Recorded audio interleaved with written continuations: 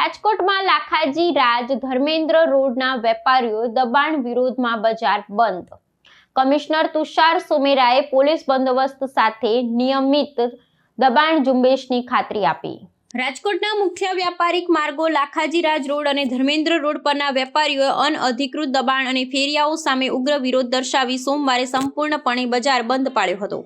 અનિયમિત પાથરણા અને લારી ગલ્લાના કારણે વ્યાપારને થતા નુકસાન અને ગ્રાહકોને પડતી હાલાકીના વિરોધમાં આ સમગ્ર વ્યાપારી વર્ગ સ્થાનિય મ્યુનિસિપલ કમિશનર સમક્ષ સઘન રજૂઆત કરી હતી। આ મામલે વેપારીઓ દ્વારા ધરણા સાથે ઉગ્ર વિરોધ પ્રદર્શન પણ યોજવામાં આવ્યું હતું, જેને કારણે શહેરના મુખ્ય માર્ગો પર વ્યાપારિક ગતિવિધિઓ સંપૂર્ણપણે ઠપ થઈ ગઈ હતી।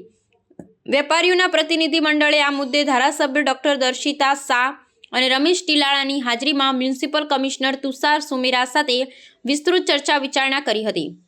વેપારીઓએ ભારપૂર્વક જણાવ્યું હતું કે રસ્તા પરના આ દબાણો નિયમિત ધોરણે દૂર ન થવાને કારણે કાયમી સમસ્યા સર્જાઈ છે। આ રજૂઆતને ધ્યાનમાં રાખીને કમિશનર તુષાર સુમેરાએ વેપારીઓને આશ્વાસન આપ્યું હતું કે હવેથી શહેરી સત્તામંડળ દ્વારા પોલીસ બંદોબસ્ત સાથે દબાણ શાખાની નિયમિત ઝુંબેશ ચલાવવામાં આવશે।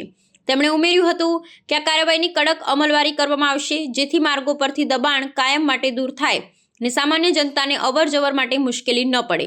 જોકે વેપારીએ સ્પષ્ટ કર્યું છે કે જ્યાં સુધી પાથરણાવાળા અને અનઅધિકૃત દબાણકારો સામે કાયમી અને કડક પગલાં લેવામાં નહીં આવે ત્યાં સુધી તેમનો આ વિરોધ ચાલુ રહી શકે છે।